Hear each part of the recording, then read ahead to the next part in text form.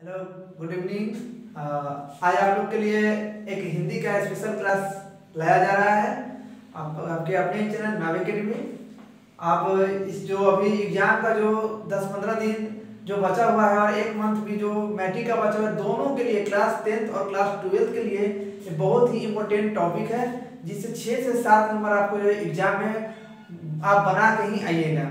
ठीक है, ये आपको विश्वास दिलाते हैं।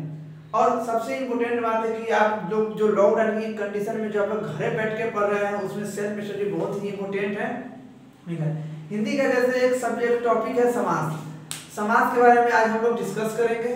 समास के अर्थ को समझेंगे, समास के प्रकार के बारे में पढ़ेंगे, समास की पहचान के बारे में पढ़ेंगे, समास की परिभाषा के बारे में पढ़ेंगे और समास के जितने भी प्रकार है सबको एक एक कर आसान तरीका से और बहुत ही आसान तरीका से, आसान नहीं बहुत ही आसान तरीका से उसको हम लोग समझेंगे। ठीक है, तो अब आज का टॉपिक हम लोग स्टार्ट करते हैं। तो आज का जैसे टॉपिक है समास। समास देख रहे हैं, समास ये आज का टॉपिक है। अब इसके बारे में हम लोग को क्या क्या चीज पढ़ना है सो आपको हम बता रहे हैं। समास का हम लोग यहाँ पर पढ़ेंगे। पहले समास का अर्थ पढ़ेंगे, समास का परिभाषा पढ़ेंगे, समास का प्रकार पढ़ेंगे और समास का क्या यहाँ पहचान लिखते हैं, पहचान पढ़ेंगे। ठीक है, इतना चीज समास के बारे में हम लोग बेसिकली जानकारी लेंगे ताकि समास के बारे में अच्छा से जान सकें और आप लोग भी समास को अच्छी तरीके से पढ़ सकें। तो जैसा कि आप लोग देख लिए हैं, पहले इसको अर्थ को हम लोग को समझना है और इसके प्रकार को समझना है। ठीक है, तो समास के अर्थ के प्रकार को हम लोग धीरे धीरे क्या करेंगे समझते हैं तो अच्छा रहेगा। ठीक है, और देखिए कितना मजा आता है समास में। पहले हम लोग लिखे थे समास का अर्थ। समास का अर्थ बहुत ही आसान तरीके से हम लोग समझ सकते हैं। इसको प्रूफ भी करेंगे हम कैसे होता है। पहला संक्षिप्तीकरण, संक्षिप्तीकरण या बोल सकते हैं संक्षिप्त। क्या करना? संक्षिप्त करना। या और बोल सकते हैं क्या? घटाना या कम करना, कम करना। इतना ही समास का अर्थ है, छोटा चीज। कैसे इसको करते हैं देखिए बताते हैं। जैसे मान लीजिए एक हम लोग एग्जाम्पल लेते हैं, राजा का पुत्र। इसको हम लोग बोल सकते हैं इसको राजपुत्र। अब देखिएगा यहां से, अब यहां पर आप लोग देख रहे हैं कि ये पहला है और दूसरा है।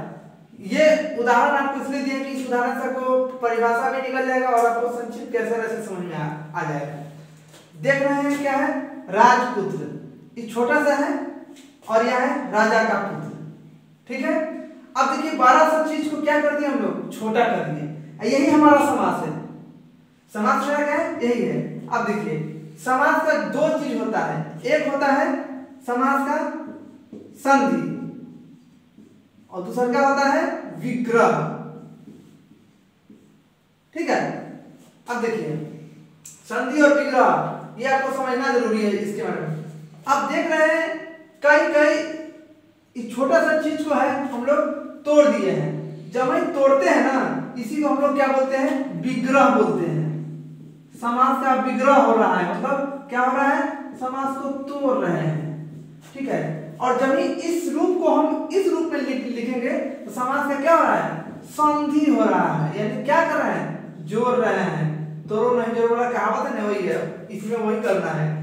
जब छोटे चीज को बड़े में तोड़ विस्तार करते हैं यानी उसको तोड़ते हैं और बड़े चीज को छोटे में लाते हैं तो उसको संधि बोलते हैं। ये था।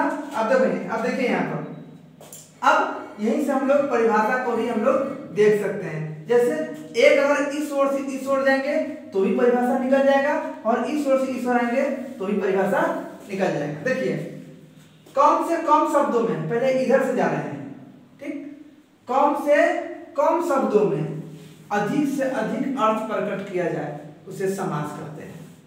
जैसे हमने राजपुत्र तो राजा का पुत्र, ठीक है, बोल दिए एक परिभाषा। कम से कम शब्दों में अधिक से अधिक अर्थ प्रकट किया जाए उसे समास कहते हैं। और दूसरा, अधिक से अधिक शब्दों को कम अर्थों में बताया जाए। थोड़ा इसको ध्यान से देखिएगा यहाँ पर, ठीक है। यहाँ कहने का मतलब है जहां पर अधिक से अधिक शब्दों को कम अर्थों में बताया जाए उसे भी समास कहते हैं। यह आपका मोस्ट वांटेड जो एग्जाम में हमेशा लिखा हुआ रहता है उसको समझाते हैं। पहला पद, दूसरा पद, तीसरा पद, दो या दो से अधिक पदों के मेल से, दो या दो से अधिक पदों के मेल से बने पद को समास कहते हैं। देख रहे हैं, इधर से आ रहे हैं तो भी परिभाषा निकल रहा है, इधर से जा रहा है तो भी परिभाषा निकल रहा है। ये आपका समास का परिभाषा रहा। अब समास जो है, आप देख रहे हैं कि समास हमेशा तोड़ रहा है, जोड़ रहा है। इस समास जो है ना अगुआ का काम कभी कल कर रहा है। कहने का मतलब है कि आप देख रहे हैं कि विग्रह कर रहा है। यहाँ देखिएगा, आपको एक चीज और समझाते हैं समास के बारे में।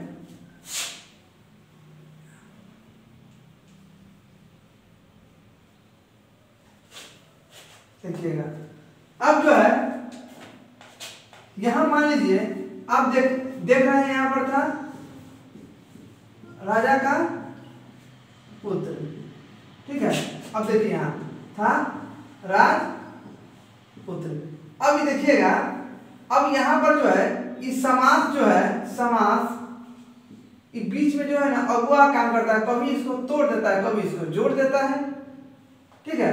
अब ये जो है इसको जोड़ रहा है, दरअसल में ये समास है, लेकिन आपको याद रखने के लिए हम ये बेसिकली बता रहे हैं कि ये अगुआ काम करता है, कभी घर को तोड़ता है तो कभी घर को जोड़ता है, ठीक है। इसको ध्यान में रखना है। और हम लोग अर्थ के बाद थोड़ा सा हमको उसको प्रकार को देखना है, ठीक है। प्रकार को अगर बेसिकली अगर हम देख लेंगे तो समास के 6 प्रकार होते हैं। 6 प्रकार के बारे में आपको हम अच्छा से आज डील कराएंगे, लेकिन प्रयास करेंगे कि 2-2 करके पढ़ें, चाहे 1-1 करके पढ़ें, ताकि हमारा कंसेप्ट क्लियर हो। एग्जाम का इतना अभी दिन है कि हम लोग व्याकरण 30 नंबर को कंसेप्ट करके अच्छा से नंबर ला सकते हैं, ठीक है। अब देखिए परिभाषा तो हो गया है। प्रकार देख लेते हैं। प्रकार, समास के 6 प्रकार। पहला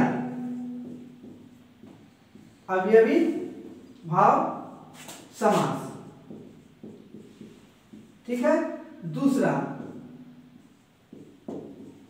द्वंद्व समास। तीसरा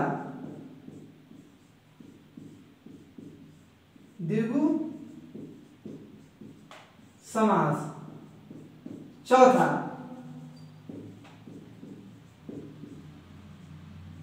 कर्मधारय समास। पांचवा बहुव्रीहि समास। छठा तत्पुरुष समास। ये 6 को भाई है, एगो सौतेला भाई है जिसका नाम है नैन समास। सौतेला भाई इसलिए इसको हम रख दिए हैं कि समास के प्रकार एग्जाम में पूछा जाता है, तो दरअसल में 6 प्रकार ही होते हैं। लेकिन ये बिहार बोर्ड वाले जो कुछ हम लोग के साथ मजाक भी कर रहे थे, मजाक करने का मतलब क्या है, जब समास की 6 कैटेगरी पढ़ना है क्योंकि 7वां से क्वेश्चन आ जाता है, तो इसलिए इसको हम सौतेला भाई का कैटेगरी दे रहे हैं आपको, कि आपको याद रखने में दिक्कत नहीं हो कि 6 भाई के साथ साथ एगो, ठीक है, मतलब कि क्या बोलते हैं, एक सौतेला भाई, यानी 7 गो बहन पर एगो भाई है। याद रखिएगा इसको, आपको याद रखने के लिए मजा आएगा। समास के कितने प्रकार हो गए? 6। अगर बोर्ड में आए तो 6 ही मानना है, 7 नहीं मानना है। पढ़ना 7 है लेकिन प्रकार 6 ही मानना है। कंसेप्ट क्लियर रखिएगा ताकि आपको समझने में दिक्कत ना हो। अब इसका हम पहला समास का स्टडी करते हैं, देखिएगा मजा आएगा।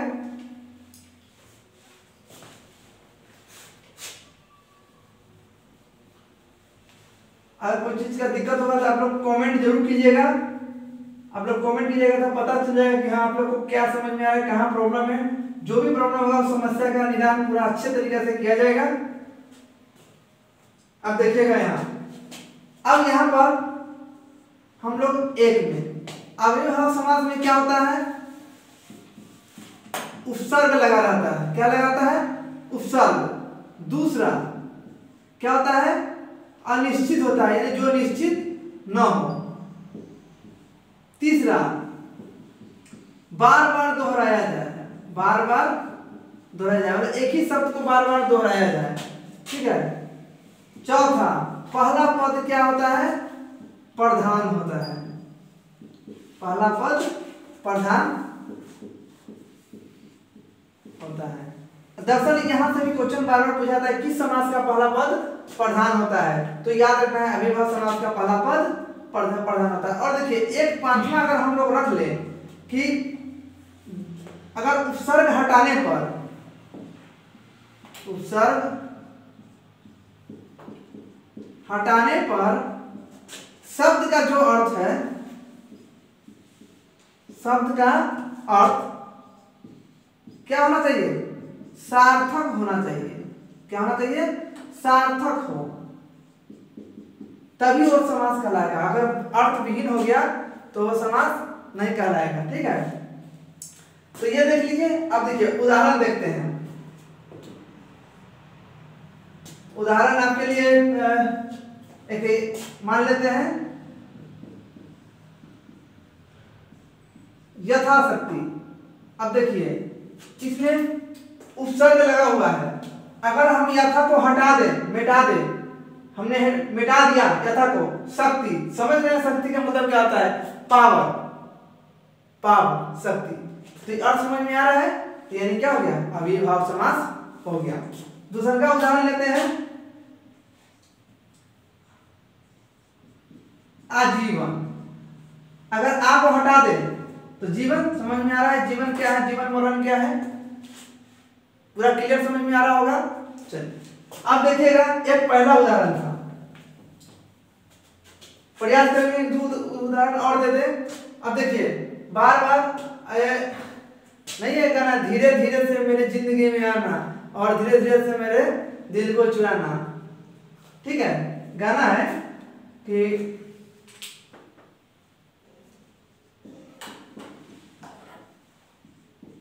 धीरे धीरे से मेरी जिंदगी में आना,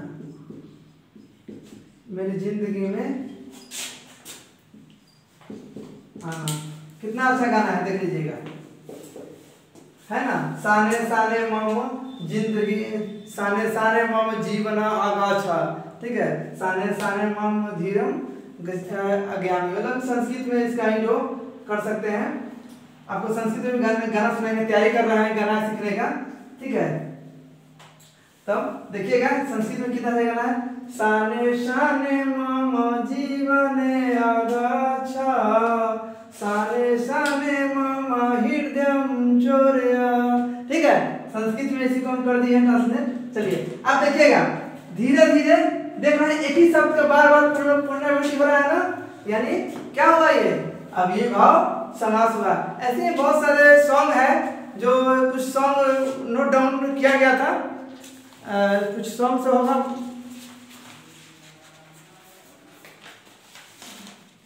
शायद ऑफिस में रह गया है, ठीक है।